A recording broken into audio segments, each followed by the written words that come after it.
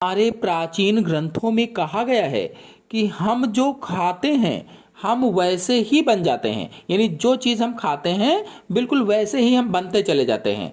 तो आज के वीडियो में हम आहार संबंधी आवश्यक नियम बताएंगे, यानी खाना खाने से संबंधित आवश्यक नियम कौन कौन से हैं, ये नियम सबको जानना चाहिए। चलिए शुरू करते हैं।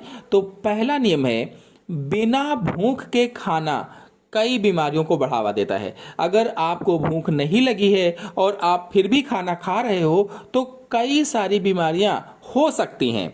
अतः जब तक खुलकर भूख न लगे या फिर जब तक भोजन पूरी तरह से पच न जाए तब तक भोजन कदापि न करें। तो ये पहला नियम हुआ कि जब हमें भूख लगे तभी हमें खाना खाना चाहिए। फिर दूसरा है, एक बार आहार ग्रहण कर लेने के पश्चात दूसरी बार आहार लेने के बीच कम से कम 4 या 5 घंटे का अंतर रखना चाहिए। कहने का मतलब ये है कि जब एक बार आपने खाना खाया है उसके 4 से 5 घंटे बाद ही दूसरी बार खाना खाएं। दूसरा नियम ये हो गया। फिर तीसरा है, रात्रि में आहार में शारीरिक क्रिया धीमी होने के कारण आहार के पाचन में समय अधिक लगता है। जो लोग रात्रि में भोजन करते हैं तो आहार में शारीरिक क्रिया जो होती है वो धीमी गति से होती हैं, जिससे आहार के पाचन में समय लगता है। इसीलिए देर रात्रि में भोजन नहीं करना चाहिए। कहने का मतलब ये है कि 7 से 8:30 बजे तक भोजन अवश्य कर लेना चाहिए। ये हुआ तीसरा नियम। फिर अगला है, भोजन के प्रति रुचि हो तब समझना चाहिए कि भोजन पच गया है, तब ही भोजन करना चाहिए। यानी कि हमें लगे कि हमें भोजन अब करना चाहिए, हमें भोजन अच्छा लगेगा, रुचि पैदा हो तब भोजन करें, क्योंकि जब रुचि पैदा होगी इसका मतलब भोजन पच गया है। फिर अगला पॉइंट है, भोजन स्वच्छता पूर्वक बना हुआ व ताजा होना चाहिए। तो ये पांचवा नियम है कि जो भोजन है वो स्वच्छता पूर्वक बना हो, सफाई से बना हो, कोई उसमें गंदगी ना हो और ताजा भी हो। ये नहीं कि बासी खाना खाया जाए, ताजा हो तब खाया जाए। फिर अगला है, चलते बोलते एवं हंसते हुए भोजन नहीं करना चाहिए। यदि हम चल रहे हैं, बोल रहे हैं, हंस रहे हैं तो इन स्थितियों में हमें भोजन नहीं करना चाहिए। फिर अगला है, जमीन पर आलथी पालथी लगाकर भोजन करना चाहिए। कहने का मतलब ये है कि जमीन पर बैठकर ही आराम से बैठ जाएं और फिर भोजन करें। खड़े खड़े भोजन ना करें, चलते हुए भोजन ना करें, बोलते हुए भोजन ना करें, हंसते हुए भोजन ना करें। फिर अगला पॉइंट है, कभी भी दही गर्म करके नहीं खाना चाहिए। दही को कभी भी गर्म करके ना खाएं। क्यों? क्योंकि इससे शरीर को हानि पहुंचती है। फिर अगला पॉइंट है, कभी भी दूध और कटहल का सेवन साथ नहीं करना चाहिए। दूध और कटहल को साथ में नहीं खाना चाहिए। फिर 10वां नियम है, जौ के आटे में हमेशा कोई अन्य आटा मिलाकर उपयोग में लेना चाहिए। जो जौ का आटा होता है उसमें कोई दूसरा आटा मिलाकर तभी उसका उपयोग करना चाहिए। फिर अगला है, सुबह के भोजन के बाद तेज गति से नहीं चलना चाहिए। जब हमने सुबह का भोजन कर लिया है तो सुबह के भोजन करने के बाद में तेज गति से ना चलें।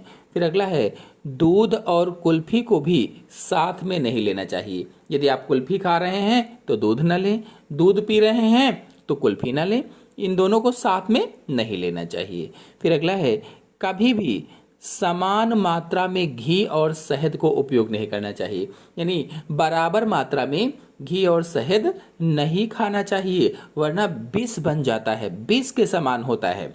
फिर अगला है, रात्रि के समय सत्तू का प्रयोग वर्जित है। जो लोग सत्तू पसंद करते हैं तो रात्रि के समय सत्तू नहीं खाना चाहिए। फिर अगला है, शाम के खाने के बाद हमेशा 10 मिनट साधारण गति से टहलना चाहिए। जब आप शाम को खाना खाएं तो खाना खाने के बाद में 10 मिनट जरूर टहलें। हो सके तो 20 मिनट, 25 मिनट, 30 मिनट टहलें, लेकिन 10 मिनट तो आपको टहलना ही टहलना चाहिए। इससे खाया हुआ भोजन क्या होता है कि आराम से पच जाता है। फिर अगला है, सही समय पर सोना चाहिए। आप एक नियम बना लें कि आपको 9 बजे 10 बजे जरूर सो जाना है तो आप उतने बजे जरूर सो जाएं। सही समय पर सोएं, क्योंकि अच्छी नींद से पित्त का प्रकोप शांत होता है। अगर आप अच्छी नींद लेंगे तो पित्त का प्रकोप शांत होगा। नहाने से पहले शरीर पर तेल की मालिश करना चाहिए। जब आप नहाएं तो शरीर पर पहले उससे तेल की मालिश कर लें। इससे क्या होगा कि वात का नाश होता है। और जिनको कफ की समस्या रहती है उन्हें सुबह उठकर 1 लीटर गुनगुने पानी को पीकर उल्टी करना चाहिए, क्योंकि सुबह सुबह कफ का प्रकोप अधिक होता है। अगर आपने 1 लीटर पानी पीकर उल्टी निकाल दिया तो आपका संचित कफ भी बाहर आ जाएगा। हालांकि ज़्यादातर लोगों को ये करना नहीं आता है, नहीं, ज़्यादातर लोगों के लिए कठिन होगा, लेकिन नियमित प्रयास से आसान हो सकता है। फिर अगला है, दूध के साथ नमक, दही, मछली, मूंगफली व अन्य कोई खट्टी वस्तुएं नहीं लेनी चाहिए। अगर आप दूध पी रहे हैं तो उसके साथ में नमक न लें, मछली न खाएं, मूंगफली न खाएं या अन्य खट्टी वस्तुएं न खाएं। फिर अगला है, दोपहर के भोजन के साथ हमेशा दही का प्रयोग करना चाहिए। अगर आप दोपहर का भोजन कर रहे हैं तो हमेशा दही का प्रयोग करें, दही को खाएं। क्यों? क्योंकि दही में कई गुण मौजूद होते हैं जो हमें बीमार नहीं पड़ने देते। दही के अलावा आप छाछ का उपयोग भी कर सकते हैं। फिर अगला नियम है, सायंकाल में दही का प्रयोग निषेध होता है।